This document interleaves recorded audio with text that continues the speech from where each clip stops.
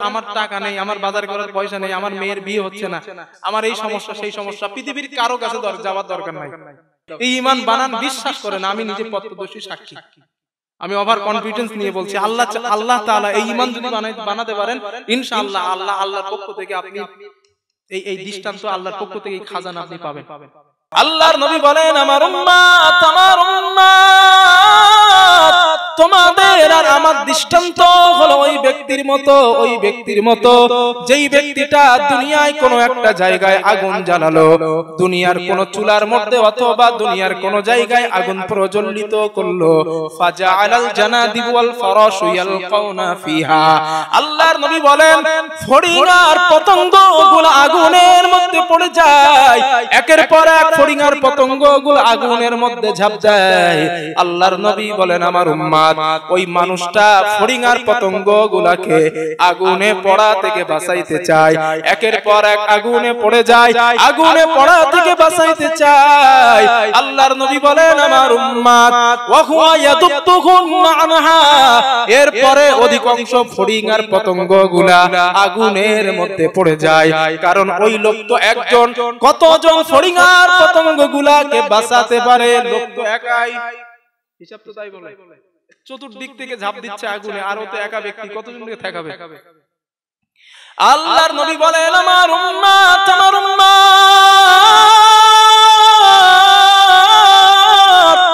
ওয়া আনা আখিদুন বিহুজাজিকুম আনিন নার, আমি রাহমাতুল লিল আলামিন তোমাদের কোমর ধরে ধরে জাহান্নামের আগুন থেকে বাঁচাতে চাই। ও আমার উম্মত, আমি নবীজি কোমরটা ধরে রেখেছি, তোমরা যেন জাহান্নামের আগুনের মধ্যে না যাও। আল্লাহর নবী বলেন, ওয়া আনতুম তাফাল্লাতুনা ইয়াদাই, এরপরে অধিকাংশ মানুষগুলা তোমরা আমার হাত থেকে ছিটকে ছিটকে জাহান্নামের মধ্যে চলে যাও। প্রিয় যুবক ভাইরা, যখন গোনা করার কথা মনে হবে, একবার চিন্তা করবেন যে আল্লাহর হাবিব আমার কোমর ধরে রেখেছেন, আমি যেন জাহান্নামে না যাই। যখন অপরাধ করার কথা স্মরণে আসবে না, একটু অপরাধ করি, তখন একবার ভাববেন আল্লাহর হাবিব বলছেন, ওয়া আনা আখিযুন বিহুজাজ, আমি তোমার কোমর ধরে রেখেছি, তুমি যেন জাহান্নামে না যাও। কথা বলতে পেরেছি? রাসূল বলছেন, আমি তোমাদের এত ভালোবাসি, তোমরা জাহান্নামে না যাও, তোমাদের কোমর ধরে রেখেছি। আমি হাদিসটা পড়ার পরে চিন্তা করেছিলাম যে আল্লাহর নবী হাতের কথা বলেন নাই কেন, যে হাত ধরে রেখেছি জাহান্নামে যাতে না যাও। হাডুডু খেলা আপনারা নিশ্চয়ই দেখেছেন, হাডুডু আমি দুবার দেখেছি। ওই হাডুডু খেলায় যদি একবার কেউ কাউকে কোমর ধরতে পারে, ও কিন্তু আর ছাড়াতে পারে না, ঠিক তো? ছাড়াতে পারে না।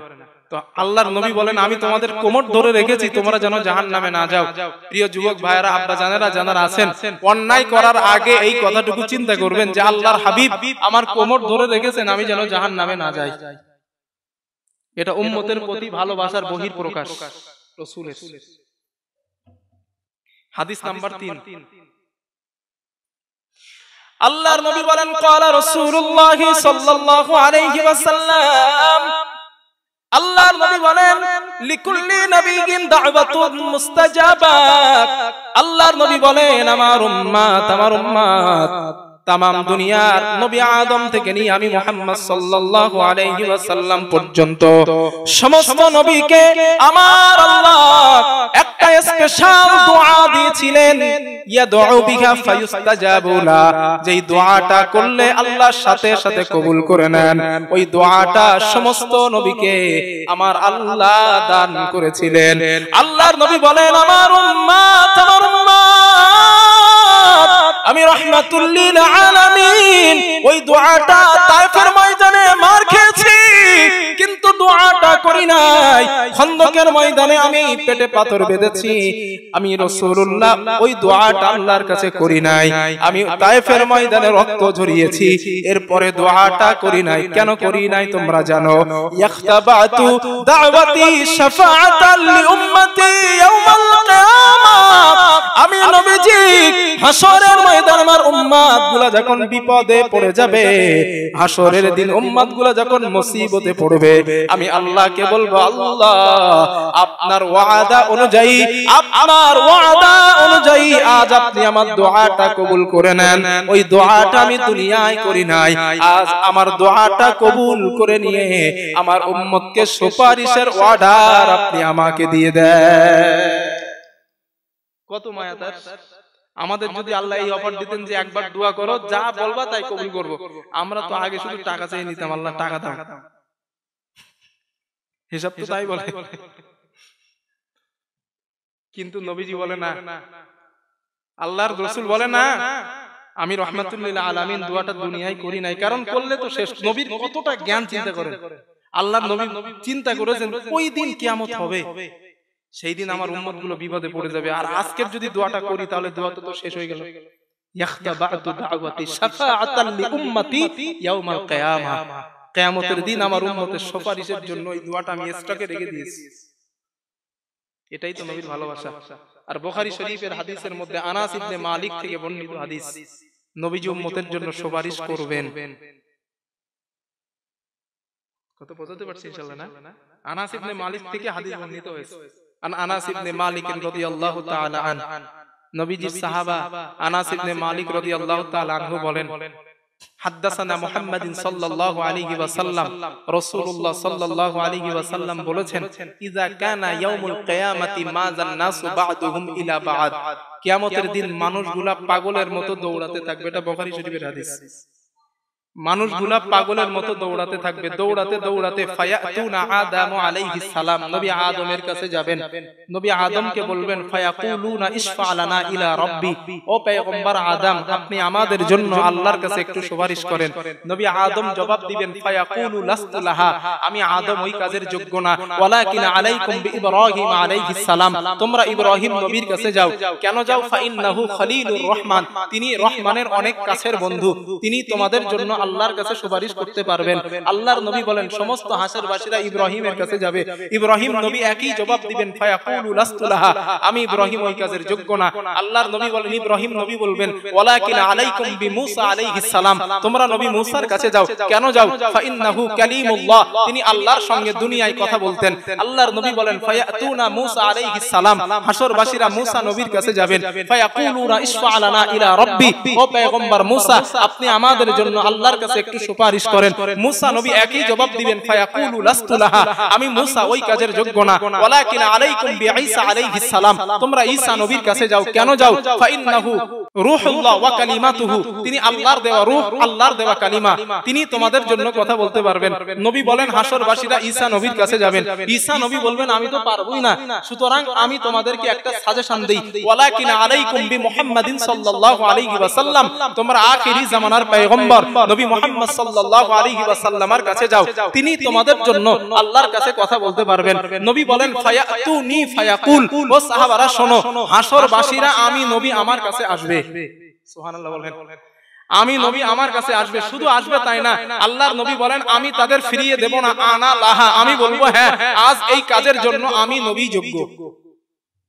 আল্লাহর নবী বলেন, আমি আল্লাহর কাছে যাব, আল্লাহর সামনে যাব, আল্লাহর সামনে যাওয়ার পরে আমি কথা বলার অনুমতি চাইবো। আল্লাহ ওই হাসরের দিন আমাকে স্পেশাল কিছু কালিমা, স্পেশাল কিছু বাক্য আমাকে শেখাবেন। আমাকে আল্লাহর নবী বলেন, সাহাবারা জানো ওই বাক্যটা অতীতের কোন নবীকে শেখানো হয় নাই, আমি নবী আমাকেই শেখানো হবে। তবে সাহাবারা শোনো, লা ইয়াহজুরুনিল আন, ওই বাক্যগুলা কি শেখাবেন আল্লাহ আমি নবী আজও জানি না, হাসরের দিন আল্লাহ আমাকে শেখাবেন। ওই বাক্য শেখানোর পর ফাআহমাদাহু বিতিলকাল মাহামিদ, আমি নবী আল্লাহর ওই শেখানো বাক্যের মাধ্যমে আল্লাহর প্রশংসা করব। ওয়া আখিরু লাহু সাজিদান, এবং আমি নবী আল্লাহর সামনে সিজদায় পড়ে যাব। নবী বলেন, আমি সিজদায় পড়ার পর ফায়াকুলু ইয়া মুহাম্মদ, ফায়ুকালু ইয়া মুহাম্মদ, আমাকে বলা হবে, হে মুহাম্মদ, ইরফা রাসাকা, মুহাম্মদ তোমার মাথা ওঠাও, ওয়াকুল বলো, ইসমালাকা তোমার কথা শোনা হবে, ওয়াসাল তুতা তুমি যা চাও আজ তোমাকে তাই দেওয়া হবে, ওয়াশফা তুশাফা তুমি যদি কারো জন্য সুপারিশ করতে চাও বলো, সুপারিশের অনুমতি দেওয়া হবে। সুবহানাল্লাহ, চিন্তা করেন ভাই, এটা বুখারী শরীফের হাদিস। নবী বলেন, আল্লাহ আমি আল্লাহরে বলবো, যখন আল্লাহ আমারে বলবেন সুপারিশ করতে চাও বলো, আল্লাহর নবী বলেন, আমি আল্লাহকে বলবো, ফায়াকুলু ইয়া রব, উম্মতি উম্মতি উম্মতি, আল্লাহ আমার উম্মত আমার উম্মত আমার উম্মত। আল্লাহর নবী বলেন আমাকে বলা হবে ফায়ুকালু ইনতালিক, হাবিব আপনি এগিয়ে যান, ফাআখরিজ মিনহা মান কানা ফি কলবিহি মিসকালা হাববাতিন আও শাঈরাতিন মিন ঈমান, যাদের অন্তরে বালু দানা পরিমাণ ঈমান আছে তাদের জন্য আপনি সুপারিশ করে জান্নাতে নিয়ে যান। এটা বুখারী শরীফের হাদিস। তাহলে আল্লাহর নবী সুপারিশ করবেন হাসরের দিন, আল্লাহ অনুমতি দেবেন, এটা হাদিস দ্বারা প্রমাণিত। এখানে একটা প্রশ্ন এসে যায় যে হুজুর আল্লাহর নবী তো উম্মতের জন্য সুপারিশ করবে, তো হাসরের ময়দানে তো অনেক উম্মত আছে, অনেক আদম নবীর উম্মত আছে, মুসা নবীর উম্মত আছে, ঈসা নবীর উম্মত আছে, সবগুলা নবীর উম্মত আছে, তো এত উম্মতের মাঝে রাসূলুল্লাহ তার উম্মতকে চিনবেন কিভাবে? এটা একটা দিক। 2 নাম্বার দিক হলো শাফাআতের ব্যাপারটা আল্লাহ নিজে কন্ট্রোল করবেন। শাফাআতের ব্যাপারটা আল্লাহ নিজেই কন্ট্রোল করবেন। আল্লাহ নবীরে অনুমতি দেবেন কাদের জন্য? যাদের অন্তরে বালু দানা পরিমাণ ঈমান আছে। এবার একটা হাদিস শুনেন, এই হাদিসটা শুনলে আপনি বুঝে যাবেন যে আল্লাহ নিজে কন্ট্রোল করছেন শাফাআতের ব্যাপারটা। এটা মুসলিম শরীফের মধ্যে আছে। আল্লাহর নবী বলেন ক্বালা রাসূলুল্লাহ সাল্লাল্লাহু আলাইহি ওয়াসাল্লাম, রাসূলুল্লাহ সাল্লাল্লাহু আলাইহি ওয়াসাল্লামের বর্ণনা, আল্লাহর নবী বলেন আনা আউয়ালু মান ইউযানু লাহু বিসসুজুদি ইয়াউমাল কিয়ামা, আল্লাহর নবী বলেন আমার উম্মত কিয়ামতের দিন আমি নবীজি সর্বপ্রথম আল্লাহর সামনে সিজদায় পড়ে যাব। ওয়া আনা আউয়ালু মান ইউযানু লাহু বিরাসি, এবং কিয়ামতের দিন আমি নবীজি আল্লাহর সামনে থেকে আমার মাথাটা সর্বপ্রথম ওঠাবো। আল্লাহর নবী বলেন আমার মাথা ওঠানোর পর ফায়ানজুরু, আমি আমার সামনে তাকাবো, ওয়া মিন খালফি, আমি নবী আমার পিছনে তাকাবো, ওয়া আন ইয়ামিনি, আমি নবী আমার ডানে তাকাবো, ওয়া আন ইয়াসারি, আমি নবী আমার বামে তাকাবো। আল্লাহর নবী বলেন চতুর্দিকে তাকানোর পর মা হাউলাই সাবউনা আলফ, মা হাউলাই উম্মতি মিন বাইনিল উমাম, আল্লাহর নবী বলেন লক্ষ লক্ষ কোটি কোটি উম্মতের মাঝে আমি নবী আমার উম্মতগুলাকে চিনতে পারবো। সুবহানাল্লাহ। সাহাবারা বললেন হুজুর চিনবেন কিভাবে? এইবার এইটা ভালো করে শুনেন যে আল্লাহ নিজে সুপারিশ কন্ট্রোল করবেন। এইবার শুনুন, আল্লাহর নবী বলেন 4টা আলামত দেখে চিনব। 1 নাম্বার আরিফুহুম, আমি আমার উম্মতকে চিনব। আল্লাহর নবী বলেন মুহাজ্জালুনা মিন আসারিল ওয়ুজুদ, আমার যেই উম্মতটা দুনিয়ায় নামাজের জন্য ওযু করত, ওযুর জায়গায় আল্লাহ জ্যোতি দিয়ে দিবেন, নূর দিয়ে দিবেন, ওই নূর দেখলে চিনতে পারবো আমি নবী আমারই উম্মত। এখন প্রশ্ন হলো নূরটা দিবেন কে? কথাটা মনে বুঝেননি? জ্যোতি দেখে নবী চিনবে, এখন জ্যোতিটা দেবে কে? আল্লাহ। আর আল্লাহ যদি আপনার উপরে সন্তুষ্ট না থাকে জ্যোতি কে দিতে পারবে? তাহলে সুপারিশের দায়িত্বটা কন্ট্রোল করছেন কে? আল্লাহ। নবী বলছেন আমি সুপারিশ করব ওই নূর দেখে, তাহলে নূরটা দেবেন আল্লাহ, মানে কন্ট্রোল মূল কন্ট্রোলকারী কে? আল্লাহ। আল্লাহর নবী বলেন 2 নাম্বার আরিফুহুম, আমি আমার উম্মতকে চিনব। ইউতাউনা কুতুবুহুম আইমানিহিম, আমার উম্মতের ডান হাতে আল্লাহ আমলনামা দিয়ে দিবেন, ওই আমলনামা দেখলেই আমি চিনতে পারবো এটা নবী আমারই উম্মত। এখন আপনারা বলেন ডান হাতে আমলনামা দেওয়ার মালিক কে? একটু কথা বলেন। ডান হাতে আমলনামা দেবে কেডা? আল্লাহ। যদি আল্লাহ ডান হাতে আমলনামা দেয় সুপারিশ কন্ট্রোলকারী মূল কে? আল্লাহ। যদি ডান হাতে আমলনামা না আসে নবী তো চিনবে না। আল্লাহর নবী বলেন 3 নাম্বার আরিফুহুম, আমি আমার উম্মতকে চিনব। সীমাহুম ফি উজুহিহিম, ওইটা যে আমারই উম্মত, আমি নবী তার চেহারায় একটা ছাপ দেখতে পাবো, ওই ছাপ আমার আল্লাহ ওই উম্মতের মাঝে দিয়ে দিবেন। এখন আল্লাহ যদি ছাপ দেন আর আল্লাহ যদি আপনার উপরে রাজি না থাকেন, ছাপও আসবে না, নবীও চিনবে না। হিসাব তো তাই। তাহলে সুপারিশের মূল কন্ট্রোলকারী হলো আল্লাহ। 4 নাম্বার আল্লাহর নবী বলেন আরিফুহুম, আমি আমার উম্মতকে চিনব। ইউতাউনা কুতুবুহুম আইমানিহিম, আমার উম্মতের সামনে নূর, ডাইনে নূর, বামে নূর, পিছনে নূর, চতুর্দিকে নূর, আমি নবী দেখতে পাবো। আমার উম্মত হাসরের ময়দানে নূরের প্যাকেটের মধ্যে হাঁটছে। আল্লাহ যদি নূরের প্যাকেটের মধ্যে না হাঁটায় কারো ক্ষমতাও তো হাঁটানোর নেই, ঠিক কিনা? তাহলে 4টা কথা দ্বারা বোঝা যায় সুপারিশ আল্লাহ যার উপরে রাজি থাকবেন আল্লাহ তার জন্য নবীকে সুপারিশ করার অনুমতি দিবে। কথা বোঝাতে পেরেছি ইনশাআল্লাহ আমি না? তাহলে রাসূলুল্লাহ সাল্লাল্লাহু আলাইহি ওয়াসাল্লাম কিয়ামতের দিন উম্মতের জন্য সুপারিশ করবেন এবং সুপারিশ করার জন্য তার জন্য করবেন আল্লাহ যার উপরে রাজি থাকবেন, আল্লাহ যার উপরে খুশি থাকবেন তার জন্য নবী সুপারিশ করবেন। প্রিয় ভাই, যেই নবী হাসরের ময়দানে নিজের উম্মতকেই চেয়েছে, নিজের উম্মতকেই চেয়েছে আল্লাহর কাছে, সেই নবীকেই সবথেকে বেশি ভালোবাসা দরকার। এটা নিজের বিবেক অনুযায়ী, একদম এটা হাদিস কোরআনে যাওয়ার দরকার নাই। বিবেক অনুযায়ী যেই নবী আমাদের এত ভালোবাসেন ওই নবীকেই সবথেকে বেশি ভালোবাসা দরকার। কিন্তু বর্তমান আমাদের জামানায় দেখলে এটাই পাওয়া যায়, রাসূলের ভালোবাসার আমরা অর্থ সম্পদ টাকা পয়সার যত ভালোবাসি এর 1% ভালোবাসা নবীকে আমরা দিতে পারি না। এটা অস্বীকার করলেও এটাই সত্য কথা, এটা সত্য একদম। এই জন্য ভাই এই হাদিসগুলো থেকে এতটুকু বোঝেন যে আল্লাহর হাবিব আমাদের এত ভালোবাসেন, তাহলে আমাদের রাসূলকে আমাদের কত ভালোবাসা উচিত, নবীর কতটা অনুসরণ করা উচিত, এটা নিজের বিবেকের কাছে প্রশ্ন করলে আপনি উত্তর পেয়ে যাবেন, কারো কাছে জিজ্ঞেস করা লাগবে না। আরেকটা হাদিস শুনেন, আল্লাহর নবী বলেন ক্বালা রাসূলুল্লাহ সাল্লাল্লাহু আলাইহি ওয়াসাল্লাম, রাসূলুল্লাহ সাল্লাল্লাহু আলাইহি ওয়াসাল্লামের বর্ণনা, আল্লাহ পাকের নবী বলেন, আল্লাহর হাবিব বলেন, আমার উম্মত শোনো। সরি, হাদিসটা আম্মা জান আয়েশা বর্ণিত, এটা বুখারীর হাদিস। আন আয়েশা রাদিয়াল্লাহু তাআলা আনহা ক্বালাত, আম্মা জান আয়েশা সিদ্দিকা রাদিয়াল্লাহু তাআলা আনহার বর্ণনা, তিনি বলেন, রাআইতু ইলান নবী সাল্লাল্লাহু আলাইহি ওয়াসাল্লাম তিবা নাফসিন, আমি আল্লাহর নবীকে মাঝে মাঝে দেখতাম, আল্লাহর নবীজির মেজাজটা অনেক ভালো, আল্লাহর নবীর মুডটা অনেক ভালো। আম্মা জান আয়েশা বলেন, আমি নবীজির কাছে আসলাম, আসার পরে বললাম, ইয়া রাসূলুল্লাহ ইয়া হুজুর, আপনি আমার জন্য আল্লাহর কাছে একটু দোয়া করেন, আমার জন্য আল্লাহর কাছে আপনি একটু দোয়া করেন।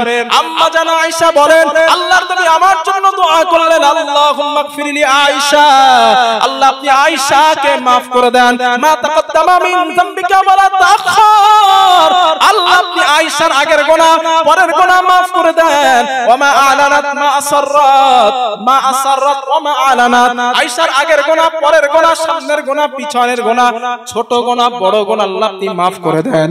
আল্লাহর নবী বলেন, আম্মা জান আয়েশা বলেন, আল্লাহর নবী আমার জন্য এমন একটা দোয়া করলেন, ফাদহিকাত, আমার হাসি পেয়ে যায়, আমার হাসি লেগেছে। আল্লাহর নবী আমার জন্য দোয়া করছেন, আয়েশার আগের গুনাহ পরের গুনাহ ছোট গুনাহ বড় গুনাহ সামনের গুনাহ পিছনের গুনাহ আল্লাহ সব maaf করে দাও। আম্মা জান আয়েশা বলেন, আমি এমন হাসি পেয়েছি, এটা বুখারীর মধ্যে আছে। আম্মা জান আয়েশা বলেন, আমি হাসতে হাসতে হাসতে হাসতে আমার মুখটা কোলের মধ্যে চলে গেছে, এত হাসি লেগেছে আমার কথাটা শুনে। আল্লাহর নবী আয়েশাকে জিজ্ঞাসা করছে, আয়েশা আয়া সুররুকি দুআই, আমি যখন তোমার জন্য দোয়া করি আয়েশা, তোমার কি বড় আনন্দ লাগে, খুশি লাগে? আম্মা জান আয়েশা বলে, হুজুর আপনি তো বিশ্ব নবী, আপনি যার জন্য দোয়া করবেন হুজুর তারই তো আনন্দ লাগবে। আমার রামচন্দ্রপুর গ্রামের মানুষরা এই কথাটা সারা জীবন মনে রাখবেন, জীবনে ভুলবেন না। আল্লাহর নবী বার আয়েশাকে যে কথাটা বললেন, ও আয়েশা তোমার জন্য যে দোয়াটা করলাম তোমার বড় আনন্দ লাগলো, তোমার বড় খুশি লাগলো, তবে আয়েশা শোনো, ইন্নাহা লা দুআই লি উম্মতি ফি কুল্লি সালাহ, ও আয়েশা আমি নবী যতবার নামাজ পড়ি আর যতবার আল্লাহর কাছে দোয়া করি, যেই দোয়াটা তোমার জন্য করলাম ওই সেম দোয়া, একই দোয়াটা আমি নবী আমার গুনাহগার উম্মতদের জন্য আল্লাহর কাছে আমি করি। চিন্তা করেন ভাই, কত মায়া তার। আল্লাহ তোমার জন্য বললাম আয়েশার আগের গুনাহ পরের গুনাহ সামনের গুনাহ পিছনের গুনাহ গোপন গুনাহ প্রকাশ্য গুনাহ maaf করো।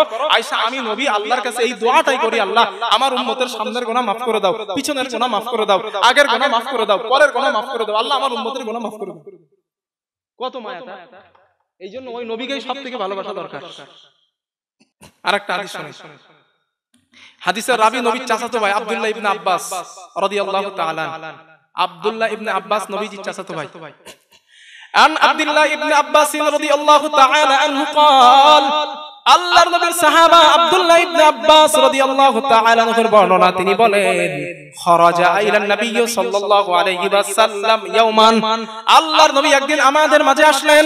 আল্লাহর নবী আমাদের মাঝে আসার পর আমাদেরকে বললেন, সাহাবারা উরিদাত আলাইয়াল উমাম, ও আমার সাহাবারা দুনিয়ার সমস্ত নবী এবং উম্মতকে আমি রাহমাতুল লিল আলামিন, আমি নবীজি আমার সামনে হাজির করা হয়। আল্লাহর নবী বলেন ফাজাআলান নাবিয়্যু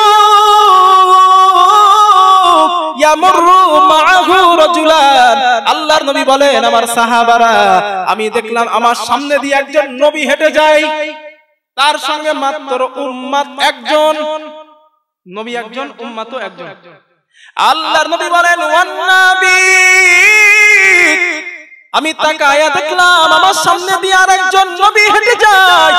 আল্লাহর নবী বলেন মাআহু আর রাজুলান, তার সঙ্গে দুইটা উম্মত, প্রথম জনের সঙ্গে একটা, পরের জন নবীর সঙ্গে দুটো। আল্লাহর নবী বলেন ওয়ান নবী, আমি আরেকজন নবীকে দেখলাম মাআহু আবার রাহতু, তার সঙ্গে উম্মতের একটা দল। প্রথম নবীর সঙ্গে একটা উম্মত, দ্বিতীয় নবীর সঙ্গে দুইটা উম্মত, তৃতীয় জন নবীর সঙ্গে উম্মতের একটা দল। এবার আল্লাহর নবী কি বলে দেখেন, আল্লাহর নবী বলেন সাহাবারা শোনো, রাআইতু, আমি নবী হঠাৎ তাকালাম, তাকানোর পর সাউদান কাসীরান সাদ্দাল উফুক, আমি নবী তাকানোর পরে উম্মতের বিরাট বড় একটা দল দেখতে পেলাম। আমি দেখলাম ওই দলটা আকাশের আদিক্যতা ছুঁয়ে গেছে। এত বড় দল, নবীজি বলেন এত বড় দল আমি দেখলাম আকাশের আদিক্যতা ছুঁয়ে গেছে, এত বড় দল। আমি নবী মনে মনে বললাম ফারাজাউতু আন তাকুনা মিন উম্মতি, এই উম্মতগুলা যদি আমি নবী আমার হতো কতই না ভালো হতো। আল্লাহর নবী বলেন না, আমাকে বলা হলো সাহাবারা নবী এই উম্মত আপনার না, এগুলো মুসা নবীর উম্মত। নবী বলেন আমার হাদিসের রাবি কি বলছিলাম আব্দুল্লাহ ইবনে আব্বাস, নবীজি বলেন আমার মনটা খারাপ হয়ে গেছে যে আল্লাহ এত উম্মত মুসা নবী, তাহলে আমার উম্মত কটা? আল্লাহর হাবিব বলেন আমাকে বলা হলো উনজুর, নবী আপনি এবার তাকান। নবী বলেন রাআইতু, আমি তাকালাম সাউদান কাসীরান সাদ্দাল উফুক, আমি তাকায় দেখি বিরাট বড় বড় উম্মতের অনেকগুলো দল, একটা না কিন্তু অনেকগুলো দল। নবী বলেন ওই দলের শেষ কোথায় হয়েছে আমি রাসূল আমি এটা বুঝতে পারিনি। আমাকে বলা হলো হাবিব হাউলাই উম্মাতুক, এই উম্মতগুলা হলো আপনারই উম্মত। সুবহানাল্লাহ, এই উম্মতগুলা নবী বলেন আমার উম্মত। এবার আল্লাহর নবী চারটি কথা বলেছে, এই চারটি কথা একটু ভালো করে শোনো। আল্লাহর নবী সাহাবাদেরকে বললেন সাহাবারা শোনো, মা হাউলাই সাবউনা আলফান ইয়াদখুলুনাল জান্নাতা বিগাইরি হিসাব, এত উম্মতের মাঝে ৭০,০০০ উম্মত এমন আছে যারা বিনা হিসাবে জান্নাতে যাবে। কোথায় যাবে একটু কথাটা বলেন, বিনা হিসাবে জান্নাতে যাবে। সাহাবারা টেনশনে পড়ে গেছে যে ৭০,০০০, নবী কিন্তু ৭০,০০০ ব্যাখ্যা এখনো দেননি, কিন্তু সাহাবাদের মধ্যে টেনশন শুরু হয়ে গেছে, কারণ নবীর সাহাবা তো ১,০০,০০০ অধিক, তো ৭০,০০০ কথা নবী সাবিউনা আলফান বলেছেন, ৭০,০০০ বলছেন, তো আমরা তাহলে অনেকেই তো বাদ পড়ছি।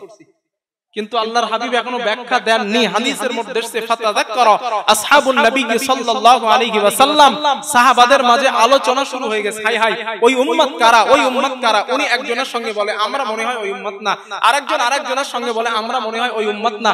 এক পর্যায়ে সাহাবারা বললেন উলিদনা ফিশ শিরকি, আমাদের জন্ম শিরকি অবস্থায়, আমরা মনে হয় ওই উম্মত না। নবী কথাটা শুনে বললেন আরে বিষয়টা এমন না, তোমরা তো আমার সাহাবা, তোমাদের শিরকি অবস্থায় জন্ম হলে কি হবে, তোমরা তো আমার সাহাবা। আল্লাহর নবী এবার বললেন সাহাবারা শোনো, বিষয়টা এমন না, যার মধ্যে ৪টা গুণ থাকবে, ৪টা, ওটা চারটে গুণ যেই বান্দা অর্জন করবে ওই বান্দা, ওই মুমিন বান্দা বিনা হিসাবে জান্নাতে যাবে। আল্লাহর নবী বলেন ১ নাম্বার লা ইয়াতাতায়্যারুনা, যারা মঙ্গল অমঙ্গলের কোনো কিছু নির্ণয় করে না।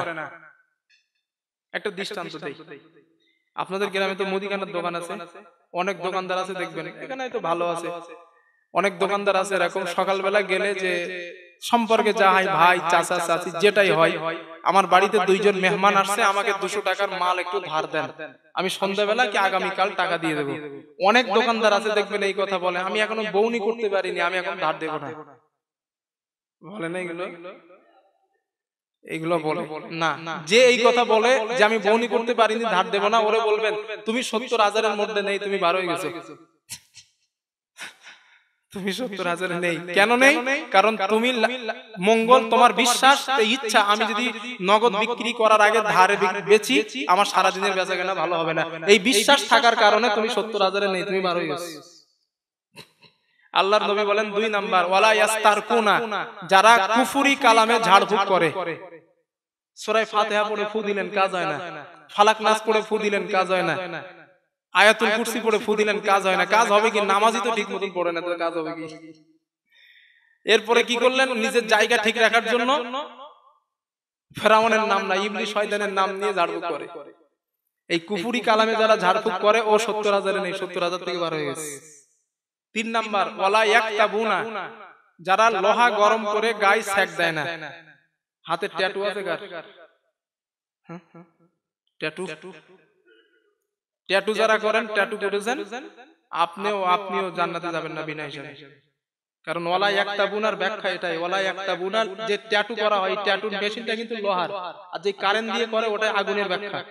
যারা লোহা গরম করে গায়ে সেক দেয়, আল্লাহর হাবিব বলেন তারা বিনা হিসাবে জান্নাতে যাবে না।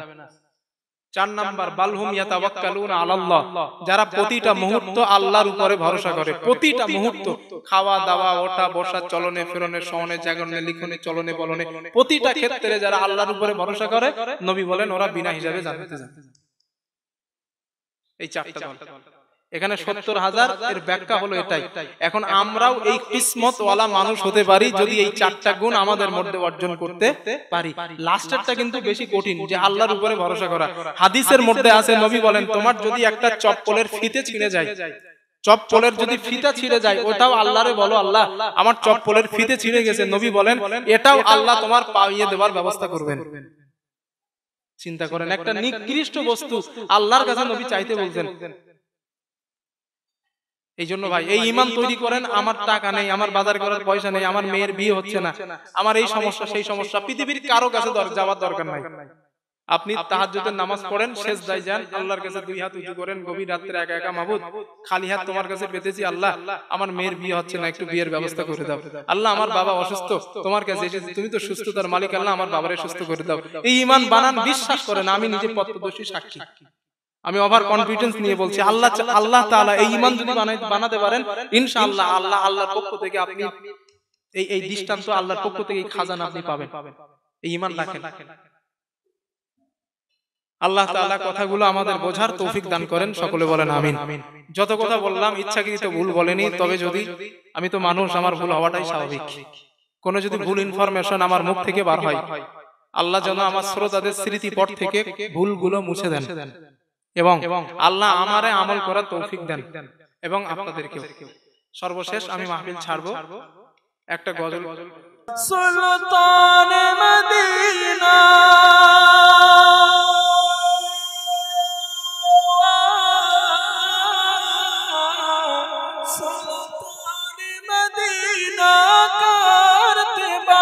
जिब्रील हमी से पूछो सिदरा सिबी आगे कौन गया, जिब्रील हमी से